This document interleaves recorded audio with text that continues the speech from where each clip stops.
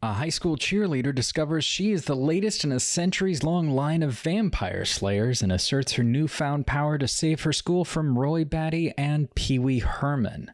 An out-of-work young woman in New York City in the 80s takes a job at the ticket booth in a porno theater where she meets a mysterious man who she follows after a failed date between them. What could Fran Kuzui's Buffy the Vampire Slayer and Betty Gordon's Variety have in common?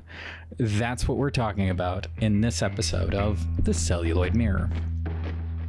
I mean, what do you think? You think they stand a chance? Well, you're on their side, aren't you? Who are you betting on,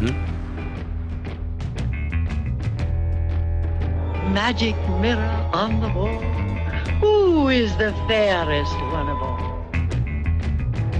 Look at these lies. One shall stand, one shall fall. Even if one of them survives, the only way to stop him is to make another movie. Welcome to The Celluloid Mirror. I am one of your hosts, Nicole Solomon. And I am Sean Mannion, the other one of your hosts. On The Celluloid Mirror, we take two films and look at what they reflect about each other, the audience, and our culture at large. Today we're talking about Fran Kuzui's Buffy the Vampire Slayer and Betty Gordon's Variety. We will start out by giving you all a brief synopsis of each film. We will discuss our responses to the films and as well as the critical responses to them, and then we will dive in on what the films say about one another. So, Sean, I guess to start that out, it would probably help if we could give our listeners a quick synopsis of each of these films, right? We did not determine who would do each one. I would like to do Buffy the Vampire Slayer, as I feel you are better versed in Variety than I am. Cool. I would be very happy to talk about Variety. I think if I talked about Variety, I'd just be like, and then Luis Guzman does this, and then Luis Guzman does that. Luis Guzman does do a lot of things in Variety. He is. Or maybe not that many different things. Not really that many different things. He does maybe two things very well. But I'm passionate about Luis Guzman, so. As you should be. So I'll just tell our listeners about Variety for those of you who have not seen it or have not seen it in recently. Variety is a kind of like downtown New York, super low budget film from the early 80s, directed by experimental filmmaker Betty Gordon. There are all sorts of downtown New York artist players who show up in it in various roles. Nan Goldin has a supporting role. Sean mentioned Luis Guzman, John Lurie provides the score, etc. There's a lot of interesting people who are involved in this film. And it tells the story of Christine. That's the protagonist's name, I think, right? Mm-hmm. Hopefully. I'll check on that. That's Christine is out of work, and her friend Nan Goldin says she does know of a job opening, but she doesn't think Christine's the right fit for it. She doesn't think she's the type. And Christine, of course, is like, well, what is it? And what it is being the ticket seller at a porno theater, the Variety Theater that used to exist near Times Square in New York City, where she sits in a booth and sells tickets to the men who come to watch pornography. And as the film goes on, she kind of becomes like she begins to indulge her curiosity more and more, both about the films that are playing at the theater where she works. She starts to watch them a bit, and she starts to watch the customers as well. One customer in particular who hits on her and wants to take her to a baseball game. She actually takes him up on it eventually, and the date does not go well. He ends it halfway through. He has to go and deal with some very important businessy thing, and she's curious about what that is, and she actually follows him. And the rest of the film kind of follows her in what would be the film noir gumshoe role, or the PI or something along those lines, the man who is following a mysterious woman and trying to figure out, what's going on with that, has Christine in that role as she kind of follows this guy, tries to figure out what his deal is, deals with her own pretty shitty relationship with a shitty boyfriend, talks to her friends, works at the porno theater, explores her own sexuality a bit. And that's Variety. That was magical. I feel like enriched by your description. So Great. Buffy the Vampire Slayer is Fran Kuzui's Buffy the Vampire Slayer from 1992, is a horror comedy with a fair emphasis on comedy. It's much more comedy than horror, about a high school cheerleader named Buffy who encounters Donald Sutherland, who explains to her that, hey, you are the latest in a line of vampire slayers going back centuries, and there's vampires around, they're attacking people, and I need to get you trained up because I didn't find you early enough because there's some vampires to kill. There's some slaying to do. That is understandably awkward to begin with, although she does ultimately go to a graveyard with an old man in the middle of the night where they are attacked by the undead, and she finds that she is capable of slaying the vampires. She is somewhat superhuman, not quite fully superhuman, I don't think, but at least somewhat. She and her new mentor start training up.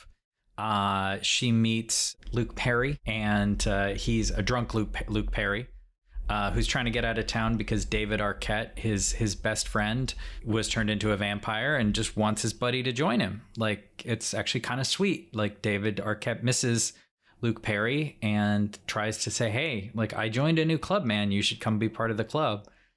And Luke doesn't want to.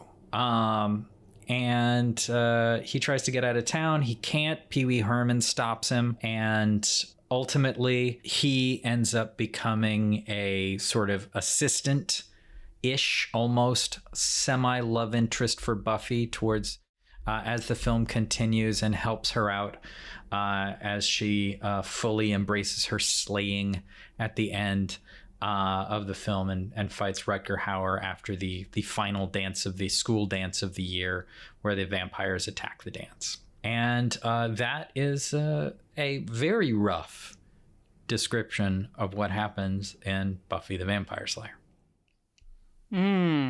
So what could the connection be between Buffy the Vampire Slayer and Variety? Should I talk about that? All right, go for it. What is the connection between those films, Nicole? I think the connection between those two films might be that both of them hinge on an attempted feminist genre flip in which blonde white women occupy roles in the story that would conventionally be given to men, and arguably vice versa.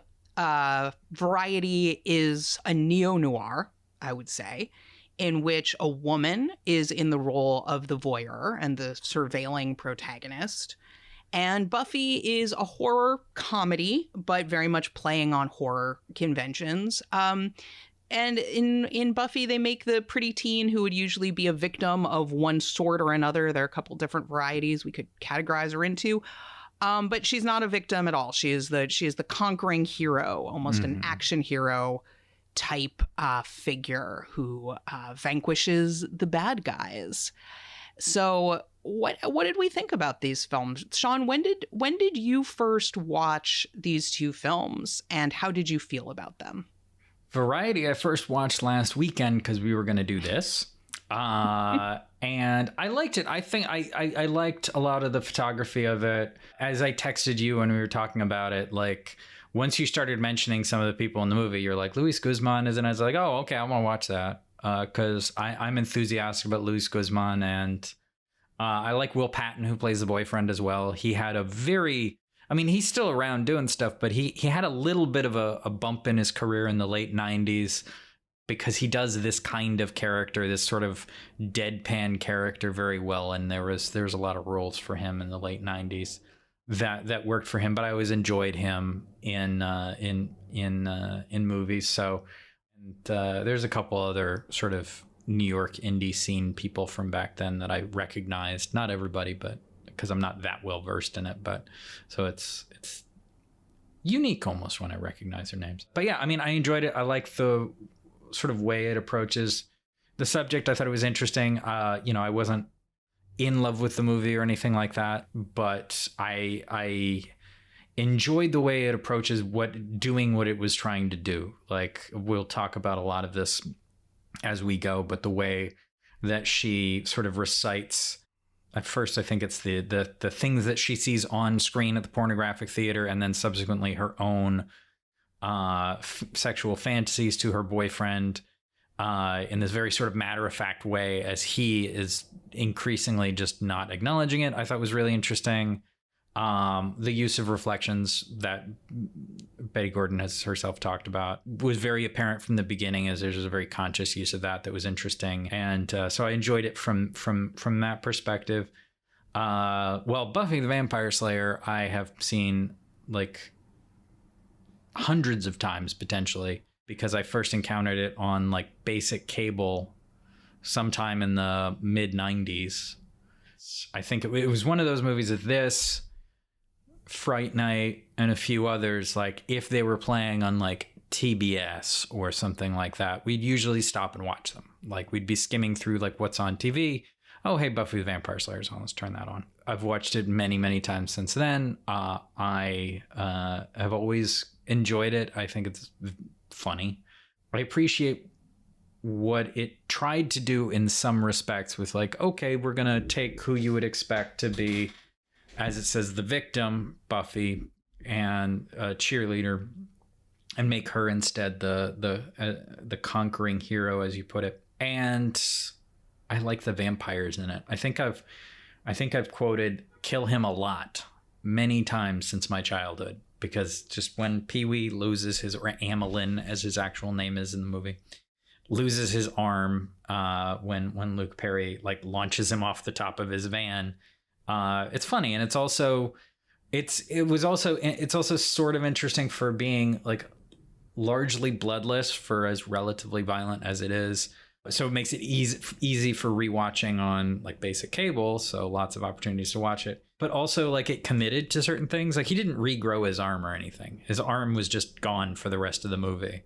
I think I didn't know it was Paul Rubens for a long time. And I'd grown up watching Pee Wee Herman. Like I knew it, like I'd seen the movie probably 2 or 3 times before I knew it was Paul Rubens and Pee Wee Herman. And I grew up watching Pee Wee Herman. But I just really enjoyed it. And actually, I remember, and we won't talk about it too much because we're here to talk about the movie, but I remember seeing in the TV guide that like Buffy the Vampire Slayer in a little like half-hour block. And I was like, how are they showing Buffy the Vampire Slayer? This must be a typo in the TV guide. I was like, I'll watch the movie Buffy the Vampire Slayer. And I turned to the channel it was on.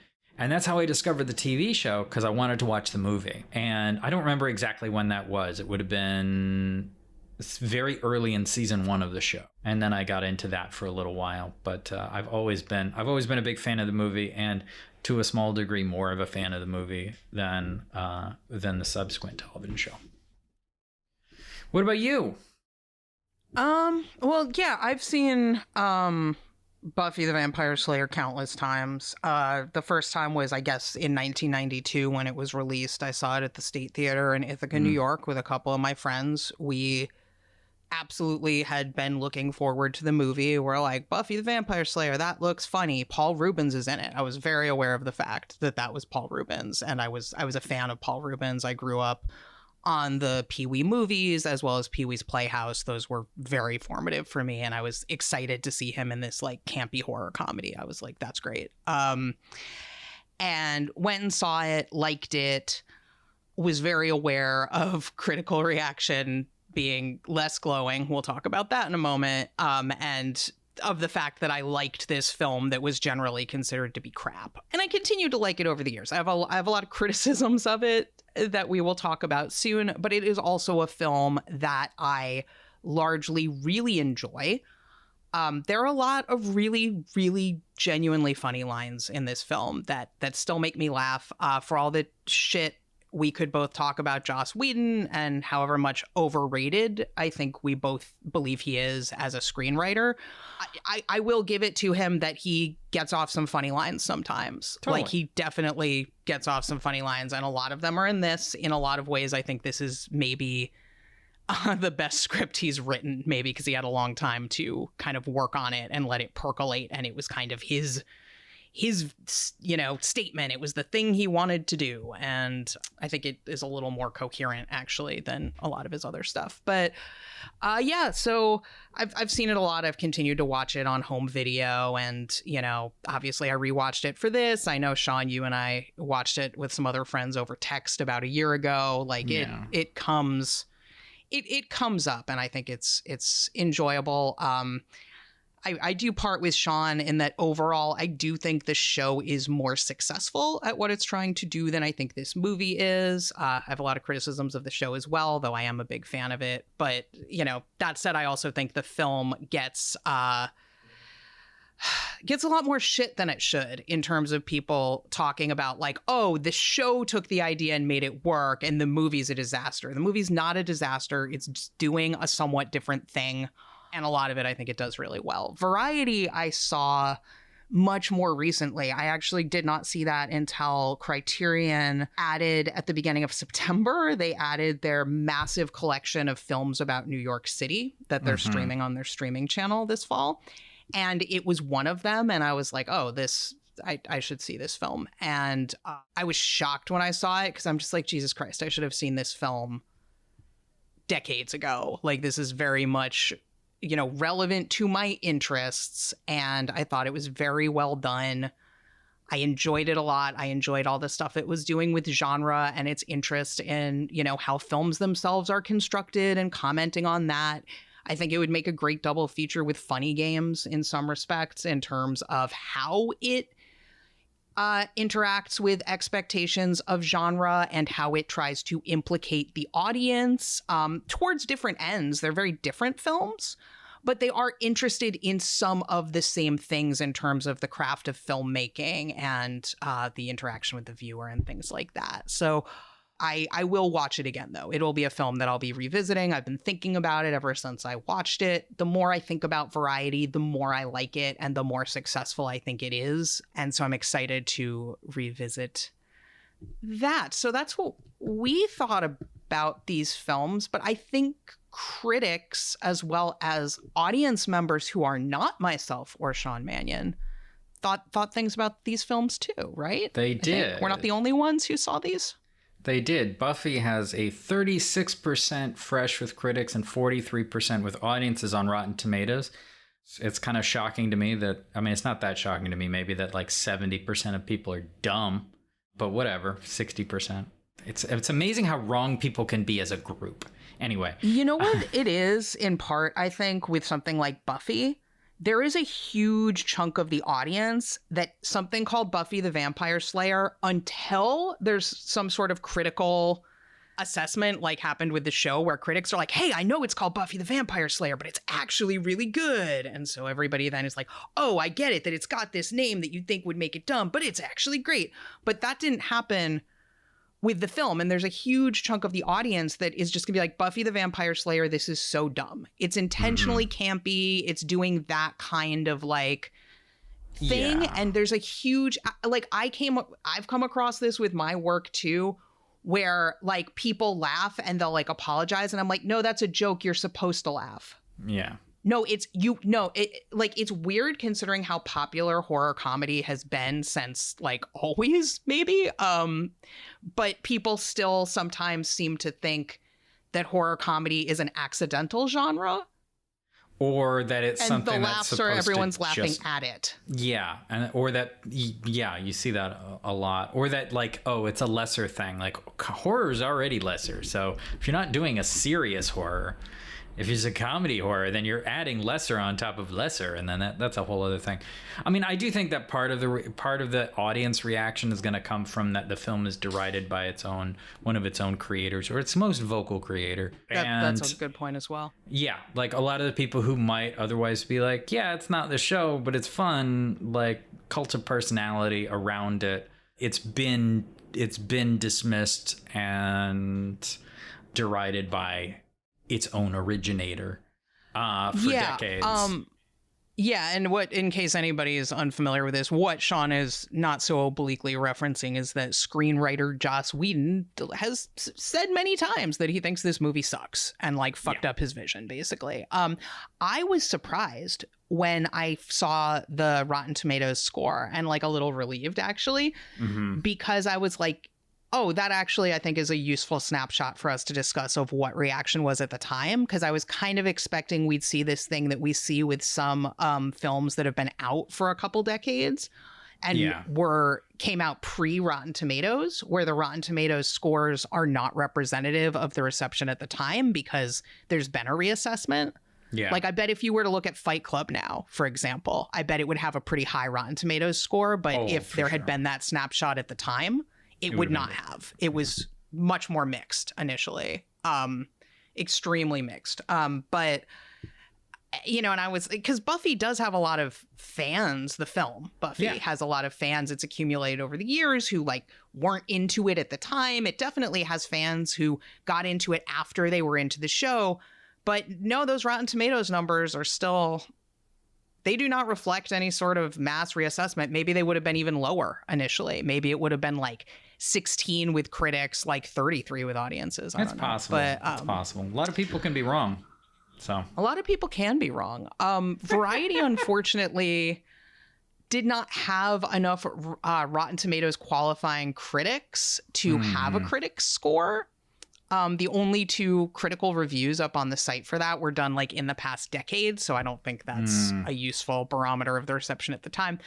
But it does have a score for audience reaction, and it is 26% fresh with audiences. Are these like the lowest scores of any of the films we've done so far that we've actually talked about the scores? Isn't that interesting, Sean? Isn't that interesting that the feminist interventions into genre have the lowest scores of any films we've done so far, even though I think we would both agree that neither of these films are, you know, within the small handful of probably the worst films we've discussed. No, on this show. We've discussed a lot of films that are not as good as these films. Yeah, and definitely. No, these are both good films. Like, they both work very well for what they're well, maybe not. They're both trying to do something, and as narrative films, they both function. Like, which is more than can be said. Compliment. No. Well, I'm trying to like overstate it because I like both the movies, but I also am like I don't expect either of these movies to have like a 99% on either audience or critics. Like Variety, you know, is it's doing not an audience a lot of pleaser. Interesting things. It's also not an audience pleaser. It also has Buffy is, narrative flaws. Buffy is like it should have like I can see why Variety would have like it wouldn't be at like a 99% or something for whatever reason, but it should have like a high score.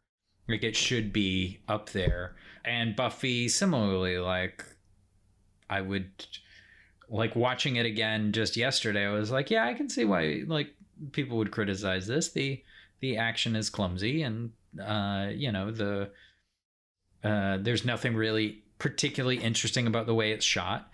It's very funny though. It's very fun, and there's some good performances in it. Like I haven't seen Kirsty Swanson in that many things, but she's pretty good in it.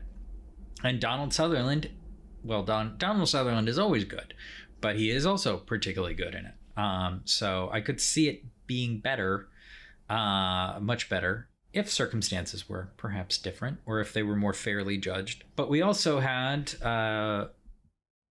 we often, as you say, we often look to Roger Ebert as a measure of like what the response to things was when they came out. And so he from a critic who's kind of reasonable but also very mainstream, you know what I mean? So to that point, like he didn't talk about Variety. So because it's not a very mainstream film, that also explains a lot about Variety's position in Rotten Tomatoes. It's a very underground film in a lot of ways. I mean, not very underground, but relatively. It's quite underground. More underground than anything else we've talked about, I think. So probably.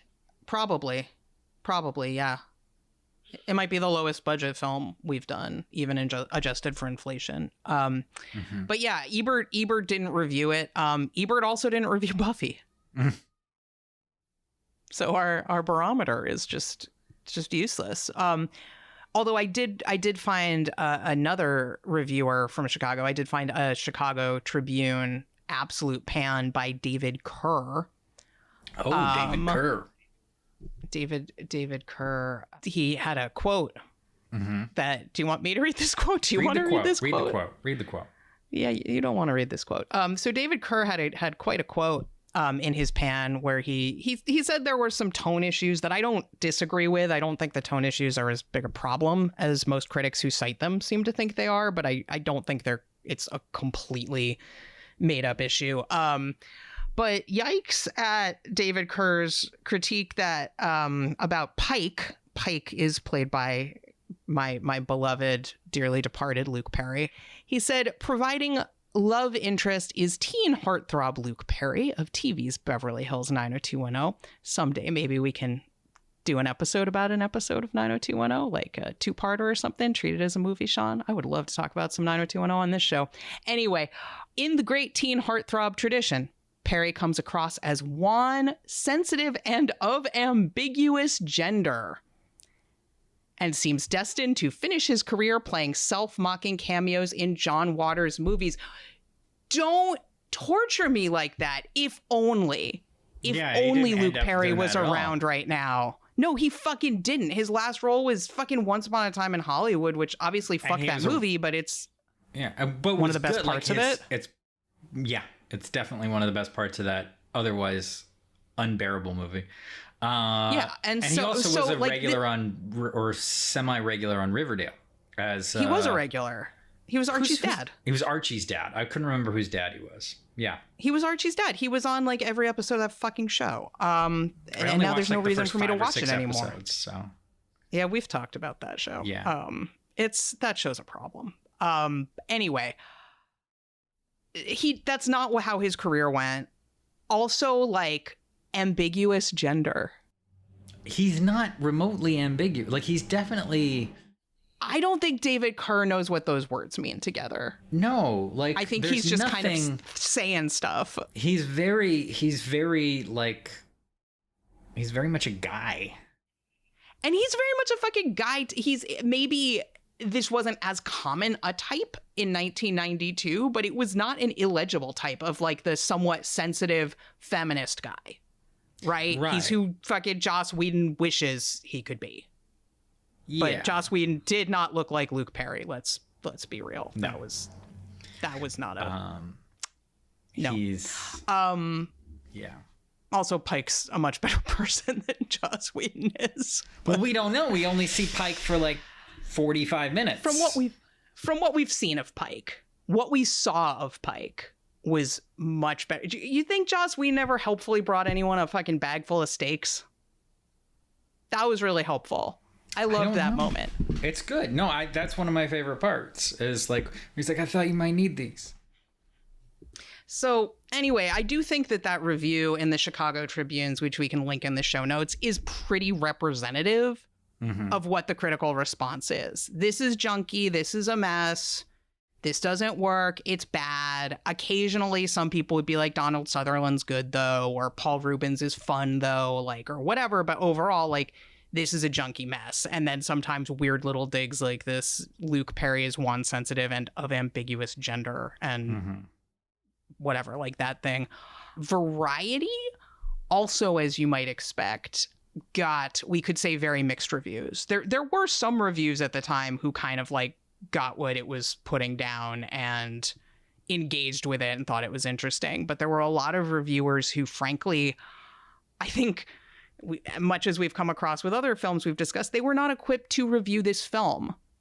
They did not have the like theoretical background to be able to even understand what Betty Gordon was trying to do at all, let alone engage with it. Nor did they have the humility to be able to go in without that context and just kind of like absorb the movie and let it wash over them and like kind of, you know, wait. I mean, I don't know what their deadlines were, to be fair, but like maybe you need to wait a minute with this movie before immediately turning around. You're like, here's what it's trying to do that's totally off base, and here's why it doesn't do it. Janet Maslin, for example, in the New York Times. So Maslin said that Variety was a feminist, which was an interesting typo to find on the New York Times website. It said feminist, F-E-N. So maybe she's talking this about film, fennel or something, fennel seeds. I think I may have missed an entire important level of this film. I think you did. About the fennel. It's about fennel, I think. The feminist. So Variety is a feminist film about a woman working as a ticket taker in a porno movie theater. Oh, wait, sorry, I missaid this. A feminist film about a woman working as a ticket taker in a porno movie theater might automatically be expected to hold some interest. But Betty Gordon's Variety, which opens today at the Waverly, has a painfully underwritten screenplay by Kathy Acker and a static, uncommunicative directorial style. The idea that Christine might develop a growing fascination with voyeurism and pornography, while provocative, is something that Miss Gordon is almost entirely unable to articulate in visual terms. Yeah, Janet Maslin didn't understand what Betty Gordon was trying to do. Literally, the first shot we see of her sitting in the ticket booth, it has, because I noticed it on my first watch of it, and I had my phone in my hand. Yeah, there's literally reflected on top of her a sign that says "Desires Within Young Girls." Like when she's in the ticket booth, that poster is reflected on her in the whole first shot where she's learning how to use the ticket booth and stuff. It's like, that is how it's communicated visually. It is full. The movie is so full of like cinema. It's like, this is visual storytelling. That's what she's doing. I'm sorry, there's not the exposition dump you seem to need for her to explain what she's doing. But it's a film that doesn't actually assume its audiences are idiots. Yeah, I just need the character to look right into the camera and say, "I'm horny." And that's what this movie's about. And that's it. Like, and then I'll understand the movie. How could you tell that character was horny if she didn't say so, Sean? I think it's really confusing in Variety about Christine being horny. I think so. Like, it's not otherwise indicated at all. Because how could you expect a woman to be horny? Well, exactly. Yeah. But interestingly, Janet Maslin wasn't the only one who hated Variety. Another, my neighbor. Your hero. Your nemesis. My neighbor favorite person in the world. Who I either didn't know or had forgotten got fired from NPR's All Things Considered in 2018 for making a rape joke on Facebook. Good for him. Yay. All right. My neighbor, David Edelstein, who I didn't even know was reviewing movies in the early 80s, apparently was, and I think it was in the Village Voice. Yeah, it was in the Village Voice. He reviewed Variety. I tried to find this full review because I want to read it so very badly, but I couldn't find it online. I might have to go to the library. Might have to go look at some microfiche or something. I'll do it. I love going to the library and looking at microfiche. It's been a long time, but I've spent some time looking up old reviews about things I was interested in and whatnot. So David Edelstein says that Betty Gordon probably gave the story to famed novelist R.I.P. Kathy Acker, who ostensibly wrote the script. It was a very unconventional script. Kathy Acker had no background in screenwriting. And as you might expect watching the film, it's a combination of things. There are some sections that are more improvised. There are some sections that are absolutely as scripted.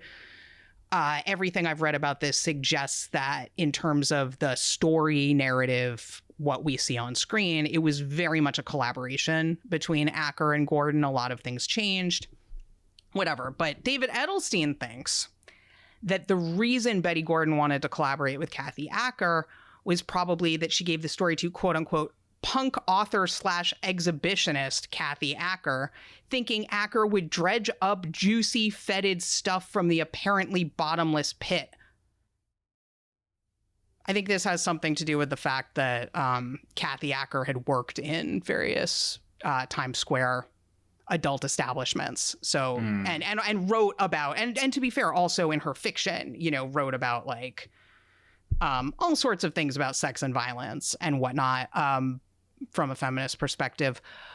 But the idea that she wanted to work with Acker to like, you know, oh, because she knows about the gross stuff is just like, why was he assigned this film? Why was he assigned this film? He also sees Gordon and Acker as opposites, thinking that Acker was a quote-unquote frother whose anger and emotion would bind these theories together.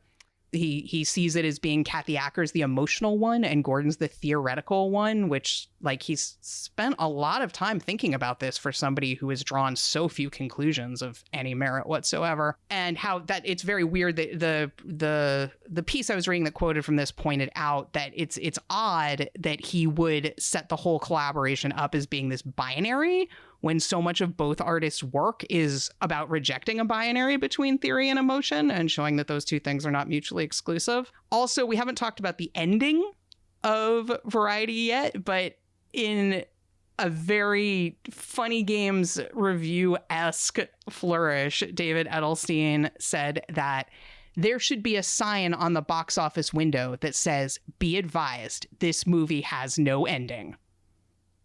Gordon wants us all pent up as we leave, unsatisfied, deprived of our orgasm. It's just like Funny Games. He missed the point while making it. Mm-hmm. His entire reaction to the film justifies the thesis of the film. There's some ways in which he might be the best reviewer because he gets the movie and he's like the person that these movies are talking about.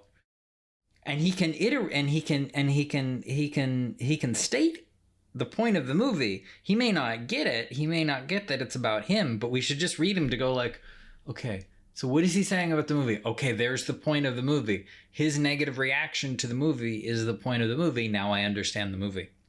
Because he seems to be very good at going like, this is how the movie made me feel. And then if you go and read what the director says about how they wanted people to feel coming out of the movie, it's like word for word what he wrote. Yeah, Gordon, as we've read, Gordon has described conceiving of the structure of a Variety as being somewhat based on the structure of a porn film in terms of theory saying that porn is about creating desire that can't actually ever be fully resolved. Right? Because that's its whole purpose. Its whole purpose is to get you horny, you know, and then maybe you get an orgasm or whatever, and then you probably turn off the porn. I like how I said get an orgasm as if that's like you get one. It's like the claw. It's like the claw machine. Like did you get one? Oh, I got one. I like how you went with disease and I went with claw machine. You know, it's what makes the partnership work. Yeah. But the film. To, you know, spoiler alert, obviously, if you're listening to the Celluloid Mirror, we give all the spoilers. So if you care that much, definitely watch the movie before listening to the episode. But also, we think you can listen to the episode and then enjoy the movie. Doesn't necessarily ruin a movie to know what to expect in some respects, especially, I think, with a film like Variety that isn't about the plot. That's not the point of the film so much as watching the way that the plot unfolds. So I think that's especially true of this film.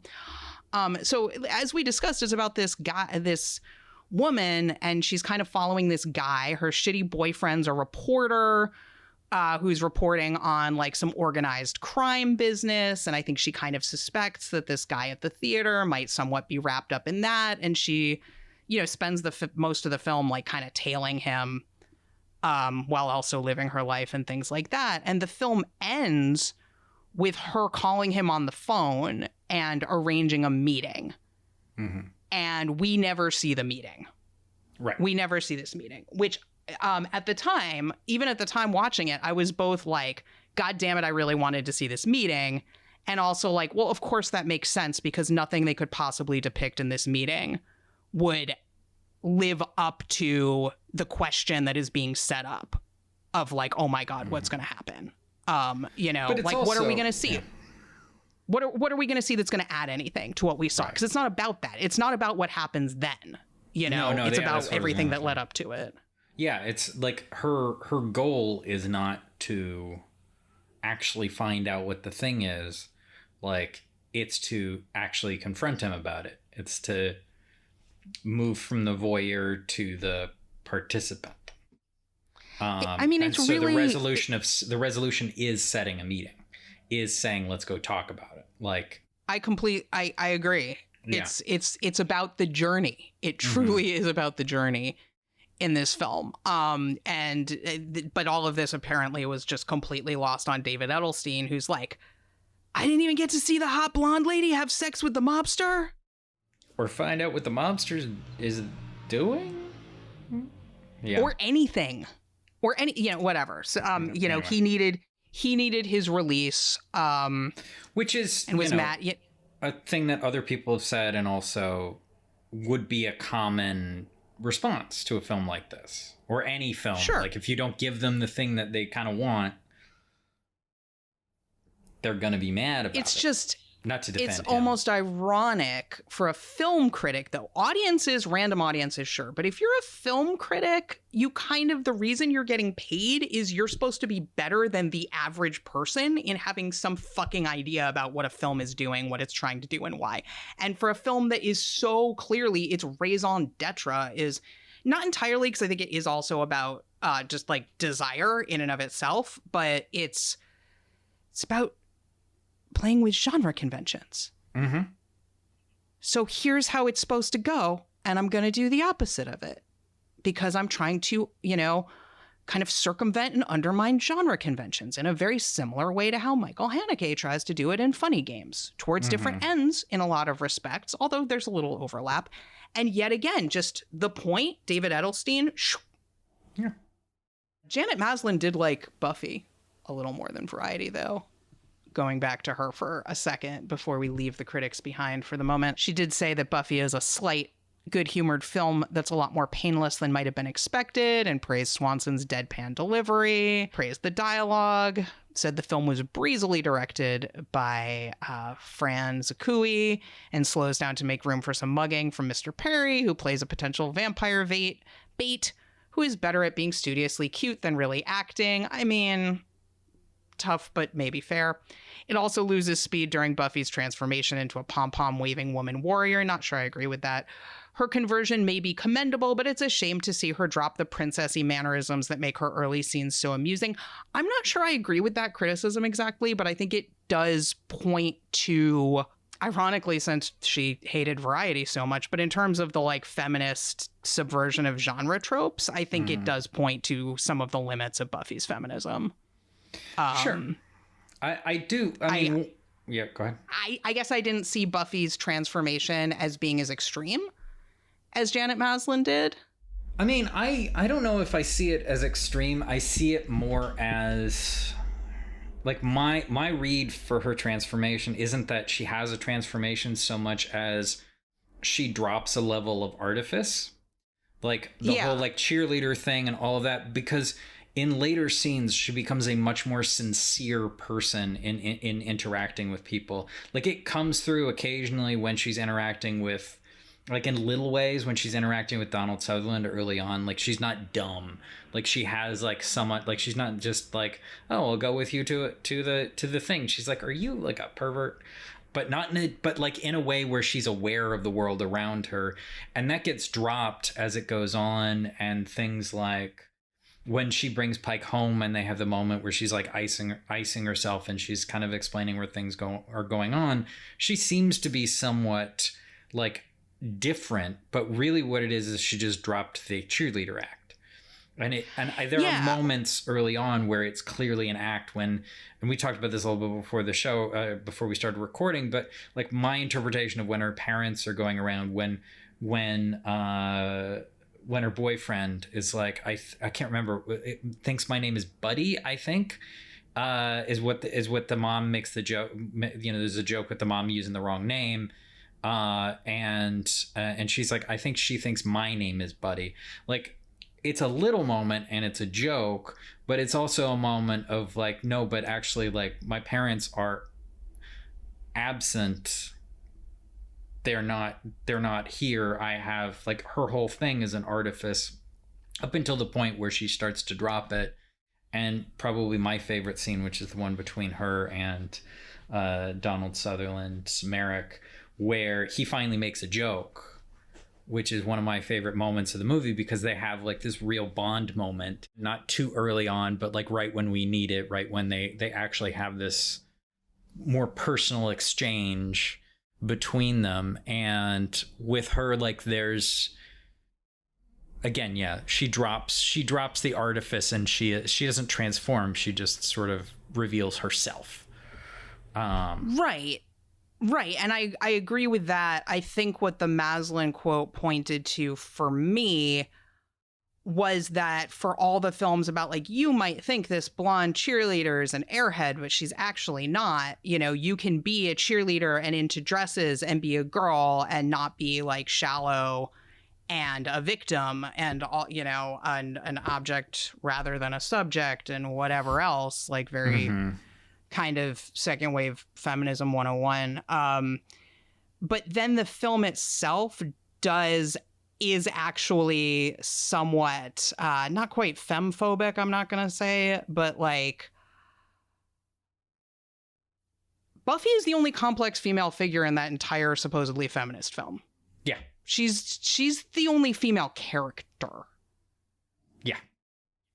And I think that's a problem. All of her Valley Girl friends are viewed by the film as being ridiculous and disposable to a somewhat ridiculous degree. And so even though the film has, as I'm sure there's a famous line that you and I both really like, that I think there's a lot to discuss about, where they're kind of trying to say it's not that she's different from other girls. Like, she is a girl, and that's part of what's great. But then the film completely undermines that point by having no other female characters who are even sympathetic, let alone fully formed, which is extra insulting to me, because the film has so many well-formed male characters, including small supporting ones like Paul Rubens or whatever. He's a heavy and he's comic relief, but I mean, even he the is principal, still... Yeah, even the fucking principal, who knocks out Hilary Swank at the end in a bit that has long bothered me and still continues to bother me. I'm like, I don't really love it being a laugh moment when the principal knocks a teenage girl's head against the wall to knock her out because she's annoying. That actually feels very misogynistic to me, in the exact same flavor of misogyny that the whole film is supposedly existing to undermine. Right. And yeah, so when in Janet Maslin, like, this is why I said it's not that I exactly agree with Janet Maslin's thing about, you know, that she lost her that her quote unquote dropping the princessy mannerisms is a problem exactly. But it does make me think of this broader thing where a lot of the undervalued cultural signifiers that the film is supposedly respecting, and being like, we're not gonna, like, you know, this Valley Girls aren't just to point and laugh at. It kind of is like, yeah, Valley Girls are 100% to point and laugh at, unless they happen to be a slayer who can also kill a bunch of vampires. Then that one can wear a dress and be taken seriously. I think that is in a lot of ways, and I mean, yeah, that is the movie, and that is a lot of sort of, and we'll get into this more, I think, the approach to the reversal of roles that this Buffy, and to a lesser degree, but still also the later show, say, and that whole side of it of like, no, that which is feminine is frivolous. She has to be like, you know, rejecting of some of those things, or most of those things on some level, in order for her to be the proper woman warrior. I think that is, it's not a conscious point it's making. I think it's the implication in some of how it's approaching things to differentiate itself in that problematic way. Maybe not problematic is the right word I want to use, but in that way where it's like trying to figure out how do we reverse this, how do we reverse these tropes, how do we reverse these roles, when you're kind of clawing at that idea, right, that you end up like going in a direction that undermines the point itself. Right, kind of. Which I think is part of why it's so interesting to look at these two films in relation to one another, because I think Variety is, infinitely more successful in its genre subversion towards feminist ends. I feel like it does exactly what it's trying to do. Whereas I feel like Buffy, and I feel it's very thoughtful. It's a very thought through strategy. Whereas Buffy, like, let's be real, Joss Whedon doesn't fucking know. He had like this one idea, and then he wrote, which we can link to the script in the show notes because it is available online. I haven't read it yet. I wanted to skim it before this episode. That didn't happen, but I am interested to read Joss Whedon's actual script and see how that is similar from and different from the final product. Maybe he wrote a bunch of well-formed female supporting characters who didn't make it into the final film. I doubt that, but I don't know for sure. It's possible. But I think mostly what it is Joss Whedon had this one idea, and it wasn't quite as brilliant an idea as he thinks it is, and a lot of other people who have reported on this idea seem to think it is either. I mean, honest, and look, I like the Buffy movie, don't get me wrong. I think there are feminist elements to it to a degree. I just think it's very limited. Part of what's weird about it to me is, in many respects, he's not actually subverting horror conventions. It's kind of just a variation on the final girl. It's the truth is it's subverting horror conventions if you're not a fan of horror movies. Yeah. And he's a comedy writer. Like Laurie Strode with superpowers. Like what? Yeah. It's not actually a brand. It's not a new archetype. No, it only is if you don't pay attention to horror movies, or if you have a very limited sense of what they are, which, to be frank, he does. Like, he's not a horror person. He's a sitcom writer. He's a rich kid. He's a rich kid. He's a 5th generation sitcom writer. Yeah. So who thought he deserved to make a movie? But I won't get on that because because we need to talk about awards. We need to talk about awards and these box office films. Well, no, I could not find any awards that either of these films have won. Maybe they've won awards, but I couldn't find them on the internet. All I could find was one Best Actress nomination for Kristy Swanson from the Fangoria Chainsaw Awards. However, I did find that Buffy grossed $16,624,456. Very specific amounts. Against a $7 million budget, which was, yeah, right? Like, listeners at home can't see Sean's face, but he's kind of like, oh, yeah, not bad, which is exactly what my face looked like when I copied this and pasted it into our show notes. Because my impression at the time was that movie bombed. And I think that was definitely the way it was discussed at the time. It might have had an underperforming like opening weekend. That's usually what it'll do. But also, like, discussion of flop, and this is like a larger conversation. Discussions of whether or not something is a flop is actually dependent on how much the studio backs the film. Like, sure, like it's a lot more of a marketing thing. Because if they talk about the movie as a flop, they can kind of write off the movie and be like, oh, it was a flop. But like similar jumps in it, if the studio has or similar gains, like if the studio supported the movie, it's a success. It's all like how the studio talks about the studio didn't back the movie. Yeah, I'm like, this more than doubled its budget before we even got to home video. And this is so clearly a home video movie. I was shocked. I was like, that movie did really well. Mm-hmm. For managing expectations, which, of course, I think kind of mainstream film journalism coverage has gotten more sophisticated since it was in the early 90s. Like, I feel like in the early 90s, there was a lot more like this made 16 million. This other thing made 30 million. Obviously, 30 million is so much more. And it's like, well, but not if the budget was $100 million and the 16 million grosser had a budget of $4 million.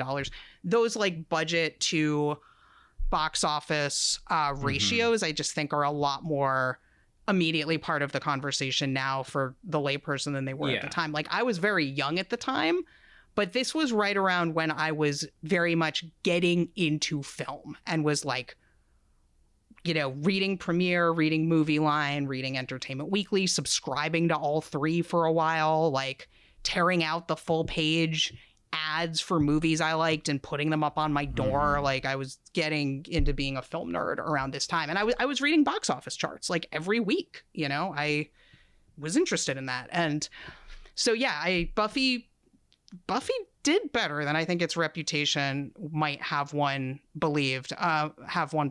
Variety, on the other hand, I could find no box office numbers for it all. It also cost $80,000. I would assume that Variety had a very short run. I do not think that this was a mass market, you know, megaplex. I would assume that this did a couple of theaters here in New York, maybe a couple in Los Angeles, maybe a couple of art house theaters around the country, and that was it. Yeah. What do these films reflect about one another, Sean? Stuff and things. I mean, I think the big thing that we've already touched on, at least generally, is the role reversals. There was an interesting quote that we pulled from a paper, or was it an article? Screening Female Desire, Betty Gordon's Variety 35 Years On, in an online publication called Another Gaze. And I think it applies to both films in one way or the other. Object permanence. Let me start that again.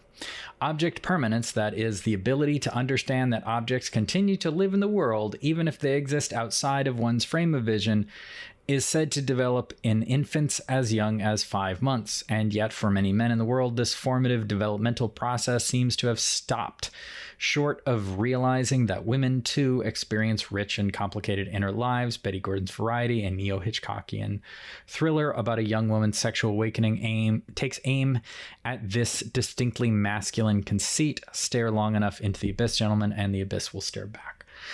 When you finally watch Annette, Sean, we can revisit this quote, because this also makes me think about parts of Annette. I like this idea of object permanence a lot, and it kind of articulated for me some stuff I've long kind of felt and thought about, but hadn't quite, articulated in such a pithy way before. It's some of what in my film Small Talk, the initial genesis of it, honestly, was about. The initial scene that didn't end up in the final film was kind of playing on this idea of when you work a job like phone sex, all your clients, they're aware of you in that brief window that, you know, they're interacting with you in this fantasy context, and they certainly do not, when they're interacting with you in that little window, generally interact with you in a way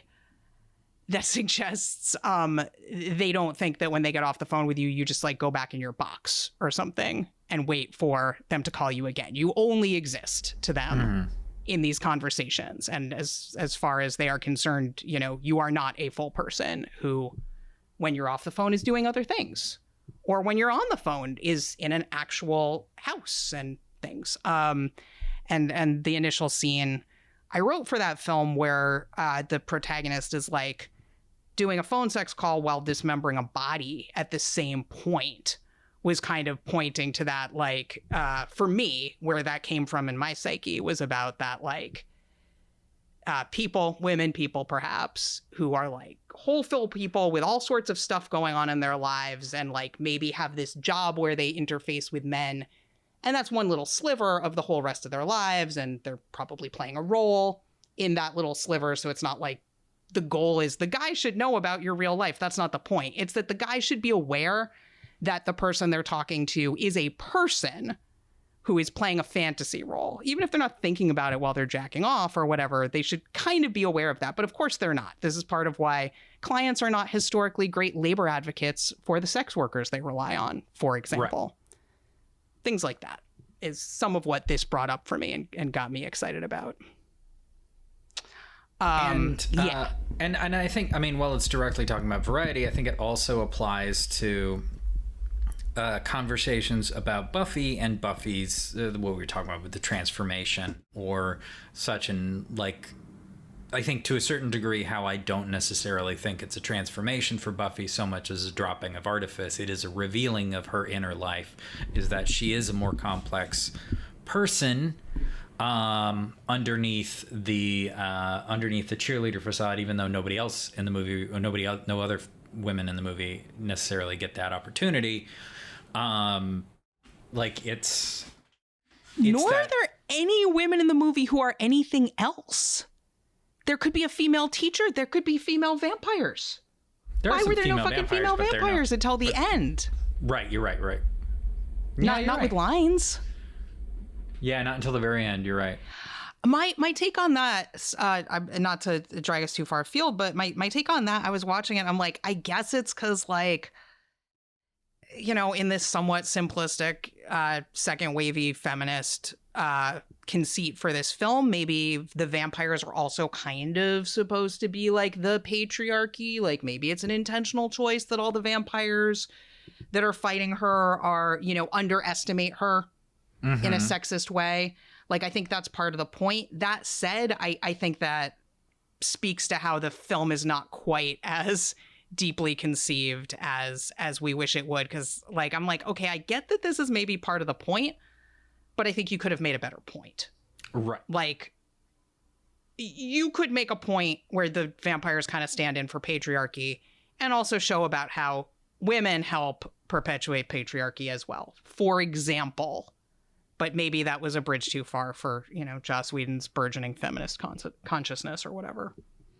Yeah, I mean, I think one thing that can and maybe should be said about it is when he talks about coming up with the idea, it wasn't really about like, I really want to like subvert like this idea from a feminist standpoint. It was more like, I had an interesting idea that the person who you would normally think of as like the victim would actually be like this hero. And I think the original idea was that this waitress was actually like a Greek goddess.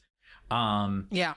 And like, it's not necessarily coming from a point of view of like he was trying to do, or, you know, this like feminist character, but more he's always contextualized it as a specifically feminist project, though. This reversal, yes, he has. I think he has done that in subsequent conversations about it, because he's an opportunist, you know, in any kind of like really critical look at his work, like he found a niche, however we pronounce that. I don't know. I always have a problem with that word. Anyway, he found a niche.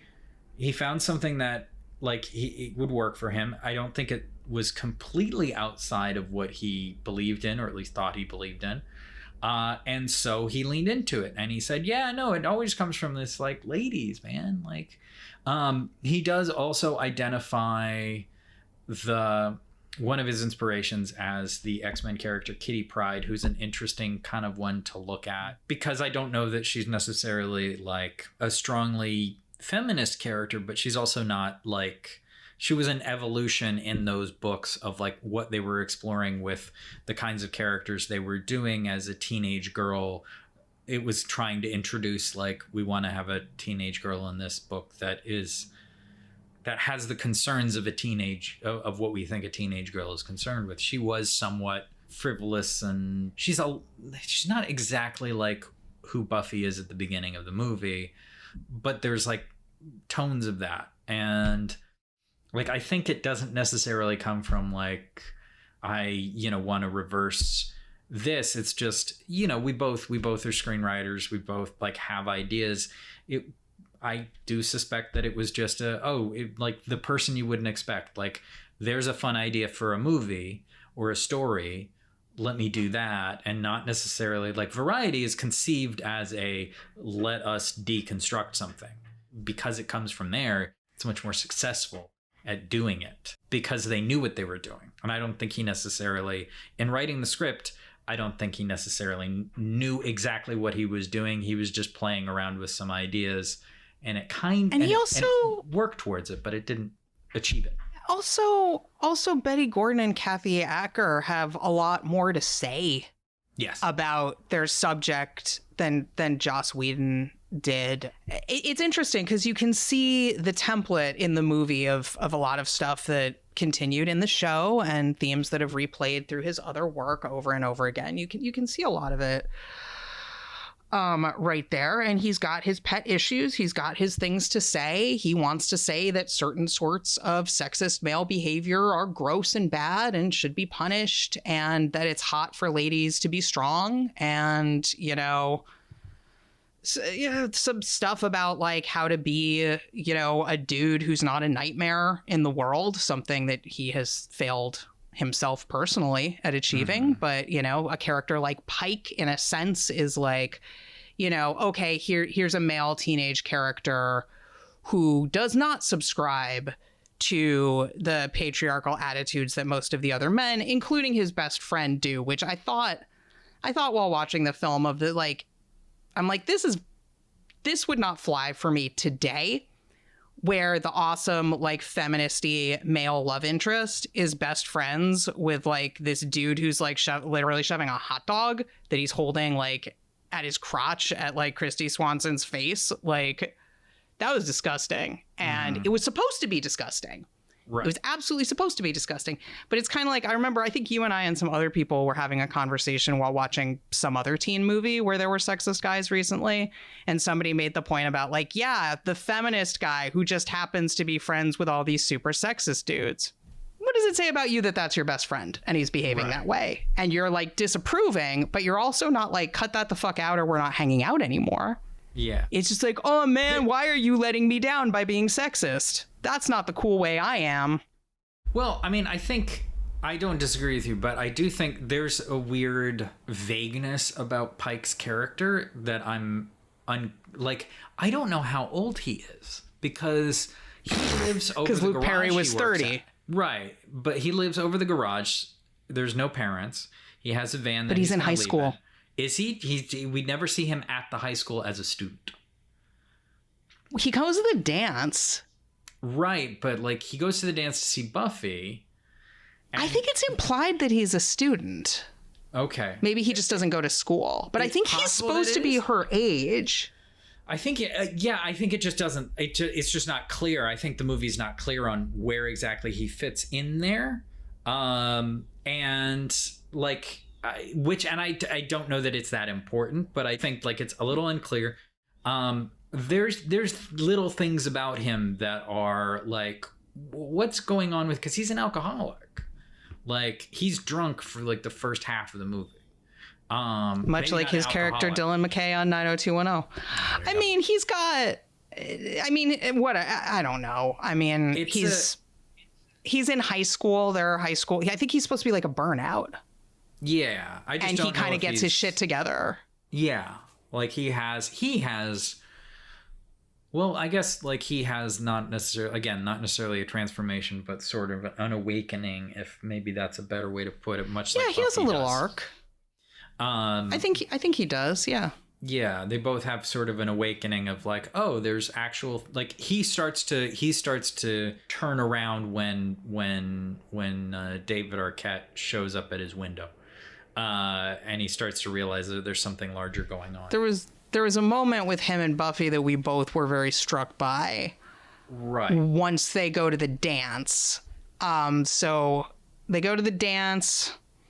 Pike's brought some steaks. Pike gives Buffy his motorcycle jacket and she slays and all that. And at some point in the mayhem at the final dance where the vampires show up, they dance together. They have this nice moment where they dance together. And Pike says this very cliched line to her about "you're not like other girls." If I may, it actually happens before she goes out for the final battle.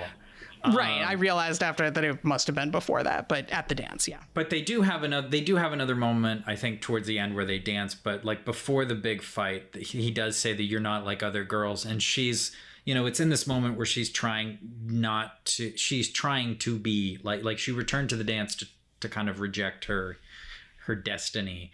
And she says that, as you were saying, like, yes, I am. Yeah, I think that's yeah. Go ahead. I think that's in some ways definitely one of the most successful moments of the movie that kind of encapsulates the feminist intervention to the degree the film actually, I think, was successful in it. I think this moment encapsulates. I think that line, yes, I am, is a very good, simple line that also there's a beat before it. Pike's like, you're not like other girls. And she's like, all nuzzled up against him or whatever. Mm. And there's a beat. And then she's like, yes, I am, which I think is one of the few moments that feels genuinely feminist to me in the film. And I think you put a note on our doc that you kind of asked a question about this line and about how to interpret it. I think that you could look at it two ways. Either she's saying, yes, I am, in which she wants the same things as these girls he's dismissing, which perhaps works because in the context of the moment, that is sort of what's happening, but also she's saying, yes, I am. But is she saying rather that all the things that you see in me that are special are not just me? Every girl has this in her as well. I think it's 100% both. I think it's both. I think it's two halves of a whole, and that's it. I think she's 100% saying both. Don't dismiss other girls. Mm-hmm. And she's also owning parts of her that might be dismissible. As she's saying, I contain multitudes, right? Like I can be a cheerleader and give a shit about a dress and follow fashion and like to shop. And also, give a shit about saving the world and know how to stake vampires and be smart and, certain aspects of femininity that are traditionally constructed under patriarchy as being frivolous, shallow, otherwise, tainted and bad in some way. I think she's absolutely owning in this line, which is part of the crux of the degree to which Buffy the Vampire Slayer is an IP that lends itself to some cool storytelling that I like. That's a big part of what works about the IP. I think it's absolutely both. It's both like those girls aren't as dumb as you think they are. Mm-hmm. And it's also, I'm into a lot of the quote unquote dumb shit too. Yeah. I think it's both. Yeah. And I do think that like when I watched it again yesterday and I was thinking about this, I was trying to watch for in the subsequent like scene, like, okay, but does that play, like, do they play it out where the other girls are like her and that they like fight back? And it happens a couple of times. Doesn't happen very often. Mostly it's sort of faceless people running around. But like one of her friends does sort of stab at one of the vampires trying to get in through the window. There's a couple of moments of like the fighting back, and I think it does almost go into reiterating that point, but doesn't quite commit to it. They don't commit to it, and to me, that's the central problem. Mm-hmm. One of the central problems. I think there's two main problems I have with the Buffy movie. One is just all the shit that's a problem about the script that comes from Joss Whedon. Like, there's plenty of stuff wrong with the movie that's direct from the source. But then I think there is also the fact that the film, a lot of critics pointed to tone issues, which I, over the years, have shifted and may continue to shift how I feel about those questions. I definitely don't think the film has tone issues to the extent a lot of critics do, like that make it unwatchable or confusing. I think its tone is very in keeping of a lot of stuff like that. Mm-hmm. That said, I do think there's a conflict between the way scenes are reading and the supposed project of the film in terms of things like this. Because it's like you're almost doing, now like some other girls we're seeing fight too, but 100% of those interactions are played just for laughs and they're not good at it. We don't see any of them gaining. Like it could even be played for laughs, but we also see some competence getting gained, and there's none of that. It's just like sight gags of silly Valley girls, you know, trying to fight vampires. Isn't that a funny visual? And it doesn't.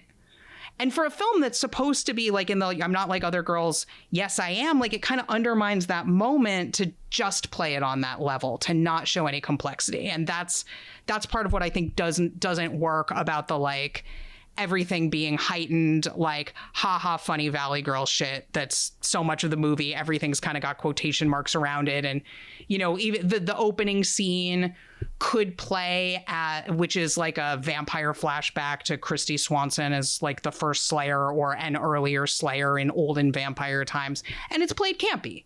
It's played like, haha, we've all seen like Hammer vampire films, or you know the original Dracula, going even farther back, whatever, these now dated horror tropes that we're playing on, and not in the way the show does it, where a lot of stuff like that they play it relatively straight but bring in humor. This was like playing it on this heightened humor level and then bringing in horror.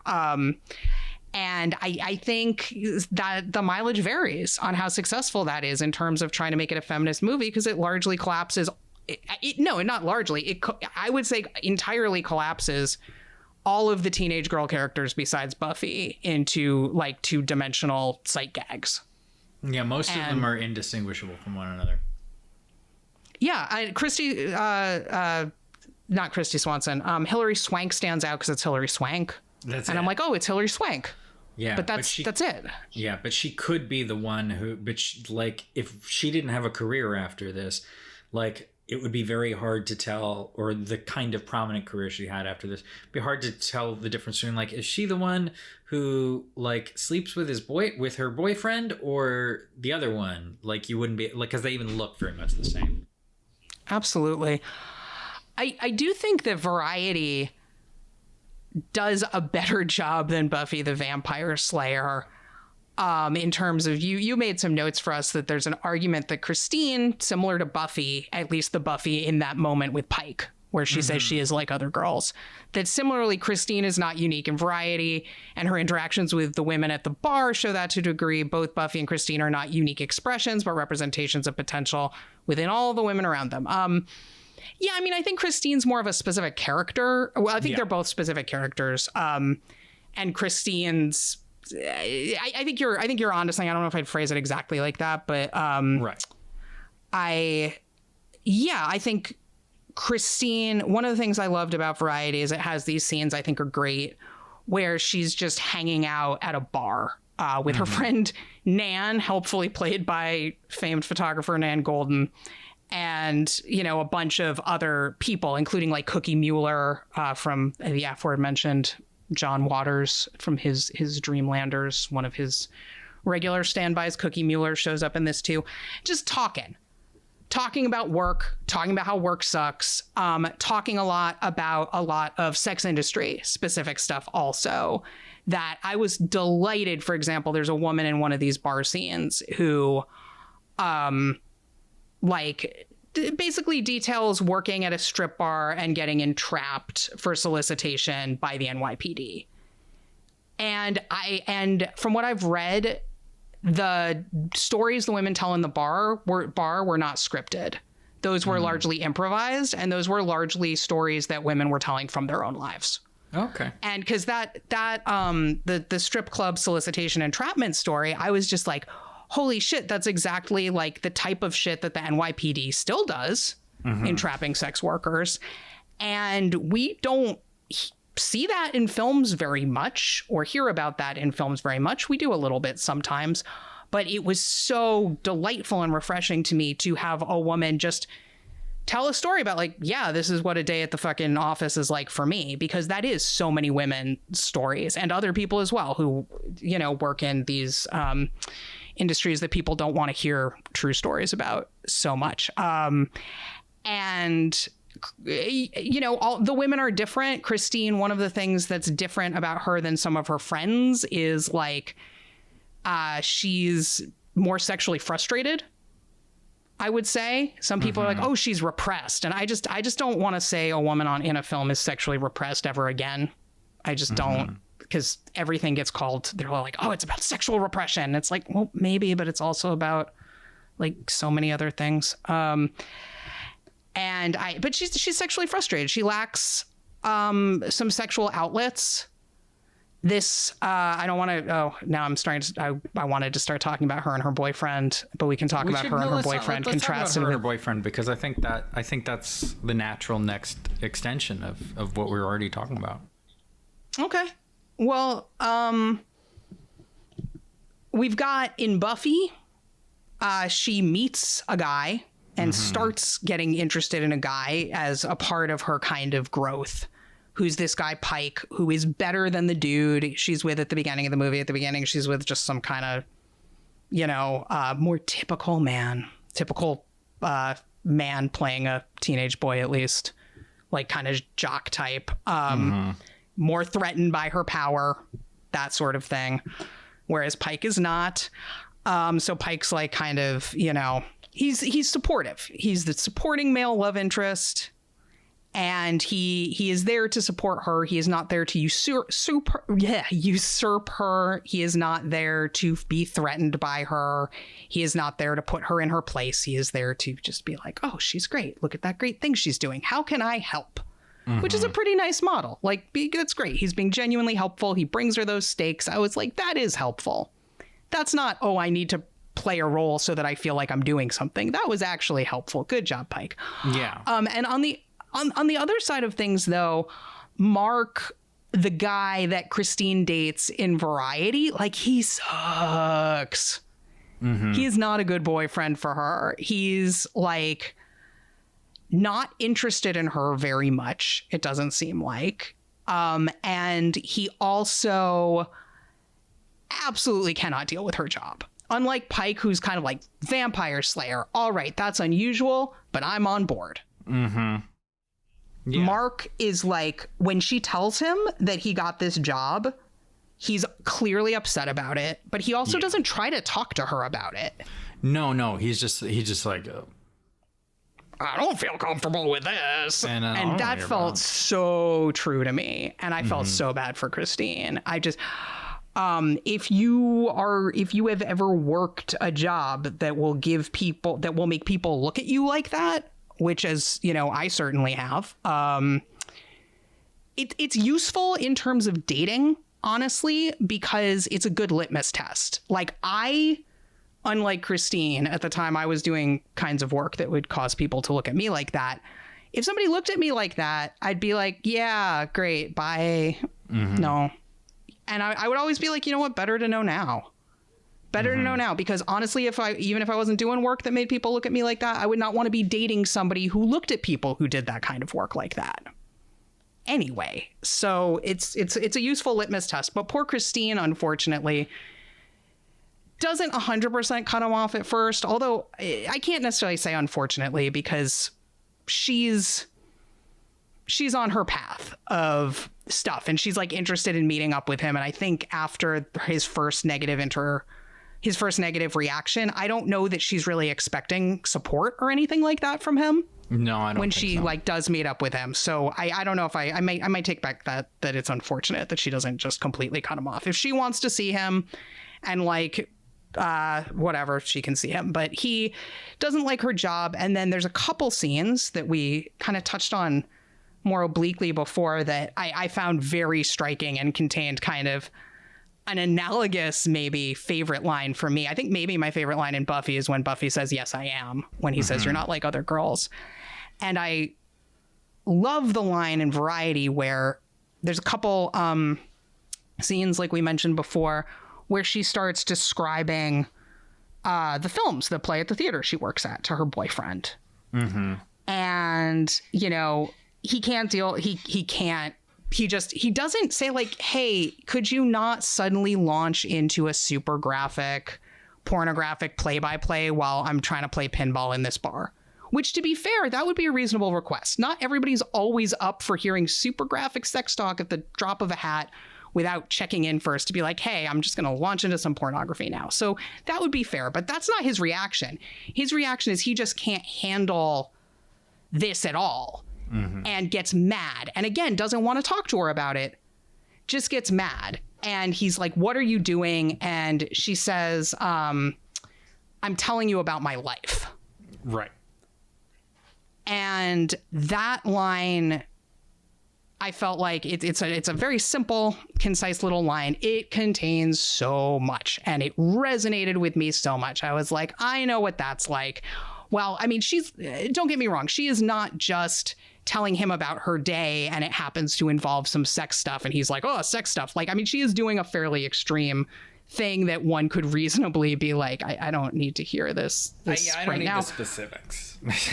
Yeah. Like, I mean, or like, could you, content note or something, like fine.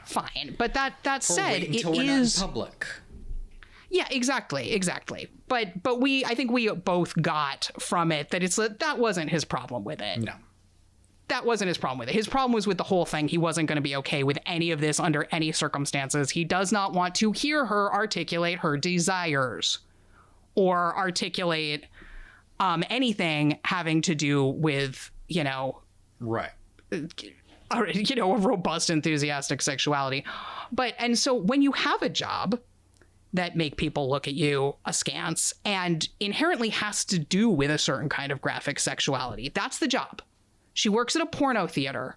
If she's going to talk about she is interfacing with a kind of graphic sexuality and a thing, obviously I've never had that job or whatever, but I do know the experience of not being able to talk about your day because people will take you talking about your day as being wildly inappropriate, even if you're not being graphic, which isn't, she's not a sex worker in this film in that she is not a person working in an erotic industry who is directly providing sexual gratification. I mean, it does point to some of the gray areas between these categories, but from like a labor organizing perspective, she's not an erotic laborer in the same, her interests and conflicts and needs are not the same as people who directly provide erotic labor, but it's not entirely disconnected either in terms of social stigma and things like that.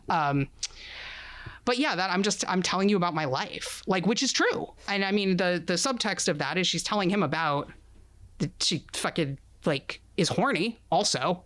Yeah. And he doesn't want to be hearing that. He doesn't want her to be horny. And so these are some of the things that got raised for me. By that line, I found it quite heartbreaking because she is trying to connect with him. Yes. Or giving him a shot, giving him a chance to connect with her, and he is not willing to meet her halfway. He's not willing to take a step towards her. She can get in his car and he'll tell her about his work, and they can do that. But he does not want her as anything other than an adoring audience for him. And her work, her day, her interests are like obscene as far as he's concerned.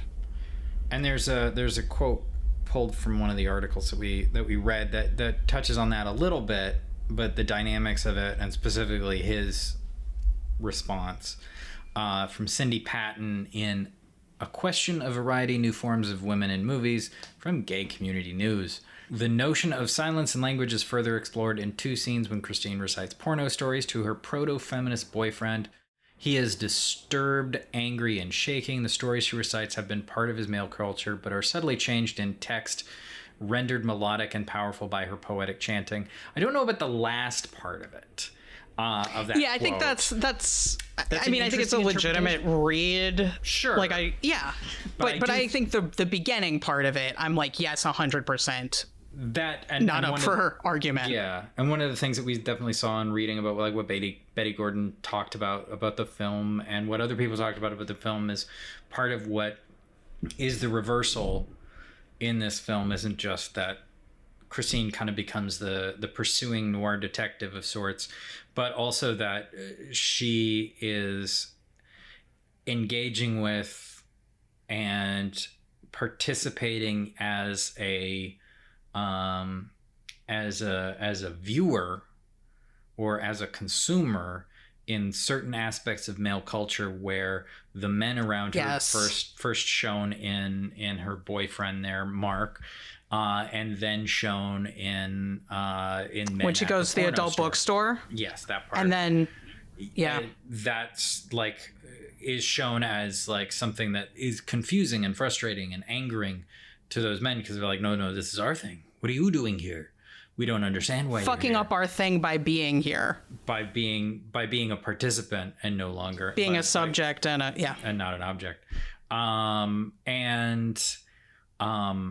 I think that it presents an interesting sort of the way in which Pike and Mark reverse in their roles is different. Is because, Pike becomes the supportive assistant, which would often be a female role in a lot of action movies. It's like, oh, I got your gun, or I showed up to help, or something. Yeah, romantic love interest who's ride or die. But while Mark becomes the person who is sort of shocked and upset by how the noirish mystery has changed their he's Laura Dern in Blue Velvet. Like where she gets really disturbed by Kyle MacLachlan as he gets obsessed with I'm spacing her name right now, Isabella Rossellini. Like she starts to get more and more disturbed by how he's being affected by that world. Mark, in a different way, like that's not a good like equivalent, but it's a similar sort of response. His response is, you're like, this is changing you in a way that is upsetting to me because you're becoming part of this. And of course the evolution of those is different because Kyle MacLachlan returns from that world and Christine sort of supposedly sort of is fully transformed by it.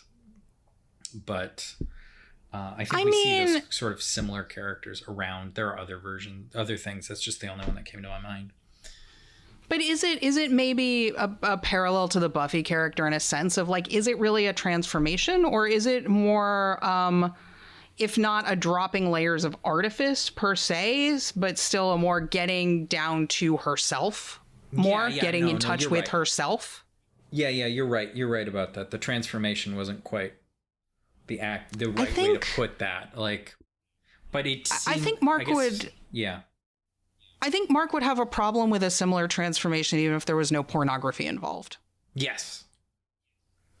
I think as Betty Gordon has said, and some of I think the more astute critics and scholars have said about this film, like it's set in the world of porn, but it's not a treatise on porn. It's not about like pornography. Is it empowering? Is it degrading? Those aren't the questions that this film is engaging with. I think a lot of people view it that way because that's the only way they're used to there being any feminist addressals of pornography, is in terms of this like degradation empowerment binary, like, which is pretty boring to me. I don't know. And not what this film is interested in. But I think, there could have been, you could have set it someplace else. I don't know if it would have worked quite as perfectly as this works, but you could write a book about a woman, embracing her own sexual desires and desires in general, including the desire to view and the pleasures of seeing, which are what cinema are all about, which is what Christine is really getting in touch with in this film, which is a sexual desire in some respects, but not exclusively. And, Mark doesn't like that she's working at a porn theater, but he wouldn't like hearing about her desires anyway. No. He just wants to talk about his fucking story. Yeah, that's all he's concerned about. I think one thing that maybe we can wrap up with is the question of, and it came up when we were looking at one of the quotes, not necessarily a very astute quote, and I think that's kind of the point. Does this role reversal have to be like a full role reversal, or what does a role reversal even necessarily mean? And the quote, which is from an article we found, U of M students respond to Variety, and this is one of the students' responses, is on Variety, where the reversal may fall short is the lack of interaction between the female subject and the male object, and the patriarchal object-subject relationship set up in the beginning of the film. There's a very physical and close and intense presence of the objectification, while the latter experience is much more distant and the object is never made aware until perhaps the final unresolved scene that he was being objectified. How could Christine's objectification through voyeurism gone further to reverse the patriarchal system of objectification and done so in a way that made the male character objectified, but also objectified while being aware of this objectification? I think it's missing. It's that this is the sort of criticism I've seen of other things where there's like a role reversal. It's like, well, you didn't do it all the way. You didn't make it like she's like the man. While it seems to me, and that it's saying that in order for the role reversal to be complete, the female subject must embrace a totally male subject point of view or story arc or character arc, and the male object must exist entirely within what would traditionally be a female object position, ignoring that there are going to be differences between a male and female subjectivity. I think. Sorry, go ahead. No, and I think that like there's a degree to which there's a misunderstanding, and I think this is a pretty decent summary of the kind of misunderstanding of what actually it means to reverse the roles in telling one of these stories. I agree. It's not, a story isn't just like, I don't know, a plate with some marbles on it, and if you roll one this way, it's going to hit the other side of the plate, and then it's going to reverse direction and go the other way, and it's clear and neat, like, oh, well, if you set something on this trajectory, it's going to continue along these mathematically determined lines, right? It's not how stories work. It's not like, well, to have it be correct or right, there's some sort of mathematical formula you solve and you get 0 or whatever. That's, you know... Don't say that too loud. You're going to ruin the screenwriting book how-to industry if people hear that too. That's our real long game. That's our real long game. Is we're gonna start writing screenwriting manuals because, hey, I think we collectively have about the level of success getting feature films made that most people who make a living telling other people how to get feature films made have. Probably. But I this quote from this student, I kind of makes me nostalgic in a way. I don't know who this student is. This is from an article where there was a screening at U of M, a Variety. Betty Gordon came and spoke, and some students wrote some responses, some of which got published on the school website, newspaper, something of that sort, which I thought were interesting in terms of seeing what some responses were from young people in academia who are watching this film in that kind of context. So they are thinking of it in these theoretical ways. They get that it's a film that's in dialogue with cinema, etc. But it brought me back to when I was in college studying cultural studies and remembering, oh yes, this is what happens when you have to write a paper.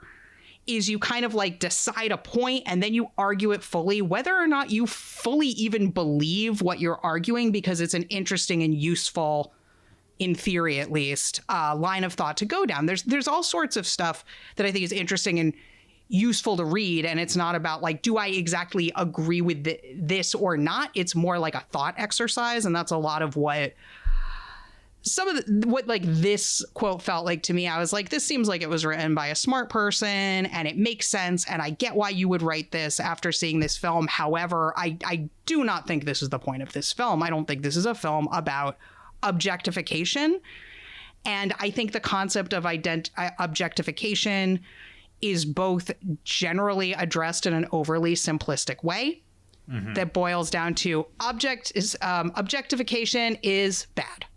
Objectification is a thing, is what happens to women under patriarchy. Is bad. And I'm not saying there isn't bad objectification that happens of women under patriarchy. I believe there is, but I don't think that's the story of objectification. It's become shorthand for that. I think that cuts off a lot of really interesting discourse that we could be having, including about this movie. And I'm like, no, it's about watching. It's about her subjectivity, but I don't think this is a binary film with a binary idea of gender necessarily. I don't think this is a very essentialist film gender-wise. And I don't like this idea that, like, well, to do it fully, then the guy needs to be objectified back in the same way that it might be like the point that you were making in like a sexist film or a film coming from a more perspective of a man that doesn't really have much space for the perspectives of a woman. It's like, well, just doing that, but having a woman do it, why is that interesting? It's not super interesting to me. And it also leads to like down this path that to me, I feel like is just an intellectual trap where we start talking about things like the male gaze and the female gaze, which is all referring back to this essay by Laura Mulvey, Visual Pleasure and Narrative Cinema, that I did not reread before recording this episode, although I have read it in the past, which is where the concept of male gaze comes from. I think a lot of the stuff where people start talking about the male gaze, they didn't read this article. They don't really know what she's talking about. It becomes this like dumbed down thing that's kind of almost like men are from Mars, women are from Venus, men are like this, women are like this. This is how men look at women. What if women looked at men? What if it would be empowering for women to objectify men? I'm not against women objectifying men. I'm not even against it necessarily as part of a feminist project. It could be. I'm not, It's just not. But in and that of we itself. can't. Yeah. Well, can we break out of this trap of, objectification, subjectivity? Who's looking? Is it a man? Like in this very binary model, it's 2021. Can we have a richer way of seeing the world? Can we have a richer way of looking at gender? Like this movie from the early 80s, I think was less reductive about how women are, how women look, how men, than a lot of stuff today, including arguably this quote about like, well, to do the project fully, then he would have to be the object, but he'd have to be aware of it because the whole thing. And I'm like, but the movie's a movie at the end of the day. It is a film. It's not a paper. Right. It's a film about a lot of things, but it's ultimately engaging. It's engaging with film and the history of film, not trying to solve a math problem. I don't feel like I'm articulating this very well, but is it making sense what I'm saying? Yeah, no, absolutely. Well, and I think what you're saying is actually like something worth talking about how a lot of films are approached. A film is not a math problem. It's trying to tell a story. It's going to interact with a lot of theory, a lot of politics, a lot of just social issues. It's going to interact with them, but no film is going to be a solution to one of those things, a full exploration of it, or even a very robust exploration of it. Like, I think Variety arguably does a very good job of being a relative deep dive into what it's trying to do, but even then, it is not going to be that as I said, robust. It's supposed to be telling a story. It's interacting with these topics. Exactly, it's interacting with all of these things. Even Buffy, to bring it into the same conversation. We will always have criticisms of the things that are still trying to do something, because they will never do all of it, and that's fine. In fact, that should be something that we embrace because, this is doing these things and is doing these things well. These are other things that maybe didn't do so well, or other things that we can talk about as a launching point. Like, it can be a launching point, but it cannot be the thing itself. And, in this, not to talk about it a lot, but like in this era of the very fast criticisms that happen on social media, like, and the very, very, honestly, what's the word I'm looking for? Shallow criticisms that happen across social media of art, and many of which like get recycled on a regular basis because of the nature of social media. Like, I think that there's a complete missing of that point of that. It is a piece of art on its own first. It is interacting with these topics and trying to interact with certain topics on a level. It will never be. None will ever be perfect, or as some people, I think I don't really love, I kind of like this at first, I don't really love it anymore. It's like, oh, everything's problematic, or your favorite is problematic, or any of that. It's like, well, it's problematic, and it's saying that it should have been, in the first place, it should have been perfect, but it is not, and so therefore it is a problem. It's that, no, you're talking about it, and that's what it should do. Like, if it's trying to do that, that's what it should do. Buffy should help us talk about the roles of women and the ways that we sort of view women as heroes or not, men as supporters or not. It should do that, but it should not be all of those things, and it can't ever be all of those things. None of them can be, I think right now we're in a space where people are just repeating, as you mentioned, there's the what do you call it, the male gaze thing. They're repeating the same thing about things like the male and gaze, they don't even know what it means. And I don't mean that in a snobby way. I just mean they make it more reductive than it actually is. So there's this idea of there's some sort of monolithic male gaze that is patriarchal and sexist. And then they seem to get that, like, so our project maybe should be having a female gaze that answers that. And I'm just like... But they never defined the male gaze in the first place. I mean, I'm sure that article did, which I have not read. But, like, they themselves are not doing it when they say that they're going to reverse it. It's about how...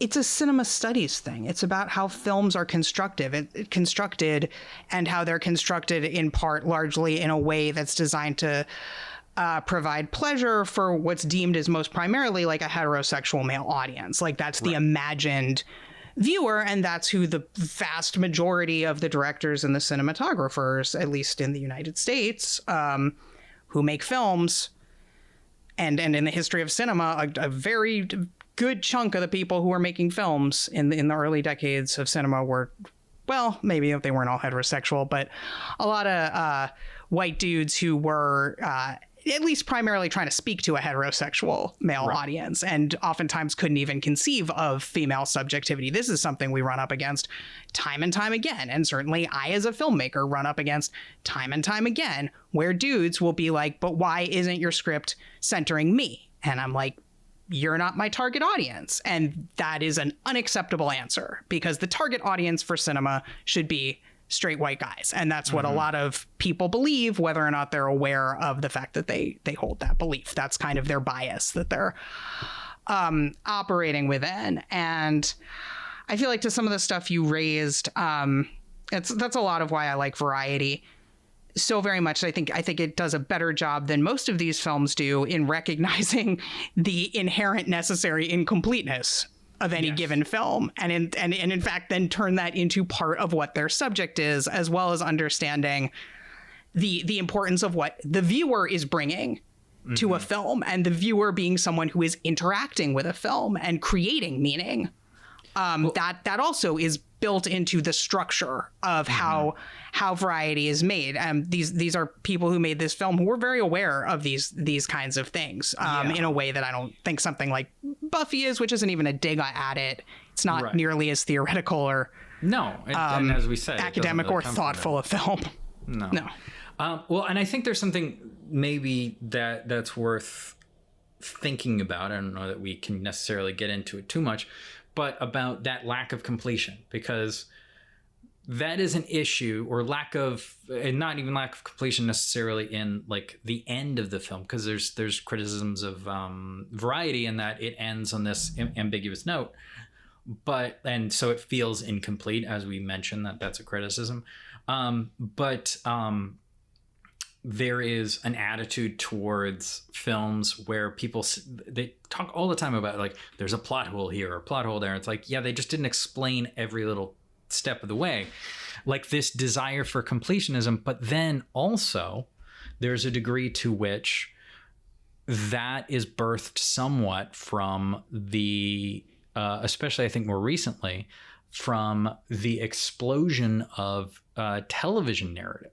Because, when Buffy came out, there was still not that much comparatively. Like it was still dominated by the networks.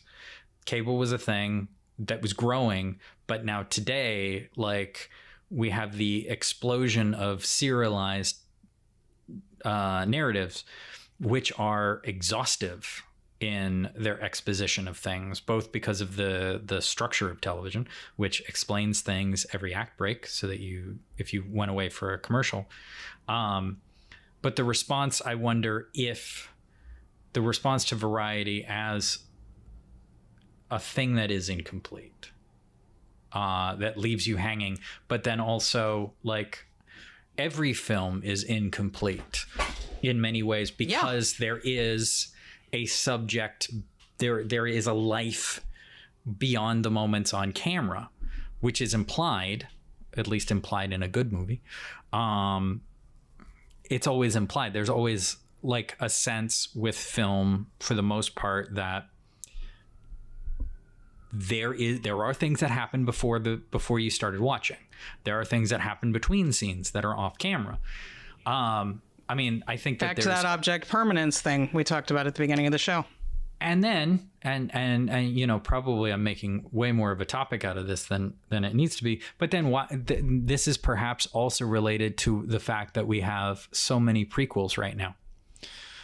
Everything has to have an origin story now. We have to see it. A lot of that, it would be interesting to broaden the discussion to economic motive, because that's so much about what that is. It's not really about a desire or need for, like, exhaustive narratives in and of itself, as it's like, well, we've got this IP. So what do we do with this IP? We do an origin story. I know there are also fans who are dying for those origin stories, and there is some hunger for it. But I think before we even get to that, it's like, you know, just the history of film. It's in more experimental films like Variety that we usually see the filmmakers playing more intentionally with incompleteness. Yeah. Right. And, you know, people who are very much like, they theorize film, they think about film, they make films that are in reaction to existing film. Betty Gordon's shorts before Variety were, you know, much more abstract than Variety is. Variety is a relatively conventional narrative. And in fact, I believe she got some pushback from people who are kind of part of the experimental film scene, seeing Variety as like a sellout move, basically, which is kind of wild to look at now, because it's like, oh, wow, that's your sellout movie? Okay. But then I'm like, well, I can understand. I can imaginatively identify with being in the early 80s in downtown New York, and I could see that, like, oh, you got some German money to make your like $80,000 feature, like, all right, big spender. But compared to most films that have a coherent narrative like it does, it's not that it's like super elliptical and fragmented and like hard to tell what's happening. It's very clear what's happening. But it builds incompleteness and gaps into how it tells its narrative. It builds in what the audience is going to bring to it, and the audience making meaning and making their own decisions about it. It builds into it, I think, in a much more graceful way than filmmakers generally are able to. So it's funny that it gets faulted for its ambiguous ending, when that's like, it's like, is it ambiguous, or do the filmmakers actually give you and your subjectivity some credit? Yeah. And maybe, you know, you could just think about it for a minute before immediately having a knee-jerk, I am angry that I was not given a clear conclusion. But people always get angry about that. People like to get angry about a lot of the films we like, Sean. It's true. So speaking of the films that we like, be very interested to hear what other people have to say or about this. Particularly like sort of the role reversals in Buffy or anything like that. Like, does it work for them? Do they have issues with it? Other people who've seen Variety, which, you know, hopefully when we release this, it's still available on Criterion. It seems like the sort of thing they probably leave on for a while. They usually leave things on for at least a couple months. So hopefully it's still on there. And if you haven't watched it yet, you should. It is a good movie. It is. And anything else you'd like to say to the people before we end? No. I mean, goodbye. No. Goodbye, people. Okay. Goodbye. The Celluloid Mirror is a 4 Mile Circus production hosted by Nicole Solomon and Sean Mannion. Our theme music is Twisted by Kevin MacLeod. You can hear more from Kevin MacLeod at incompetech.filmmusic.io.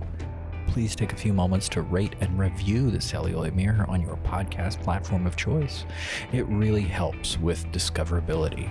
If you have questions or comments about what you heard on the show or suggestions for future episodes, feel free to email us at info@4milecircus.com or seek us out on social media. We are at 4milecircus on Twitter and Instagram.